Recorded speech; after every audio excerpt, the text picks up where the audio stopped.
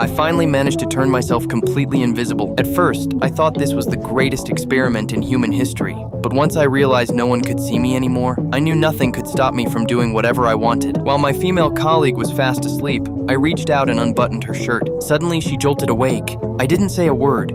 I just quietly slipped back into my own bed. Soon enough, the 3-day deadline arrived. The reversal experiment was officially underway. The serum began to flow slowly into my veins. My veins and heart started to materialize. Bit by bit, my human form began to return. Then, I started to thrash violently. At the same time, I couldn't catch my breath. In a blind panic, I tore through the restraints, and with one swing, I sent my colleague flying. I stumbled to my feet, but before I could take more than a few steps, I suddenly collapsed to the floor. They rushed to lift me up and started emergency resuscitation. They finally managed to bring me back, but my body started fading away again. So, I had my colleague use a special kind of clay to help me craft a physical form.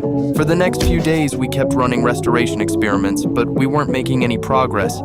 I couldn't stand living in that lab a second longer, so, ignoring my colleague's warnings, I hopped in the elevator and left. I drove through the city, disappearing into the night. Once I got home, I spotted my neighbor across the way. Then, I peeled off the clay mask, returning to my invisible state. I walked up and rang her doorbell, and the moment she opened the door, I slipped right into her room. She was sitting there in front of the mirror, brushing her hair. Just to mess with her, I nudged the mirror. Without a second thought, she simply adjusted the mirror back to its original angle.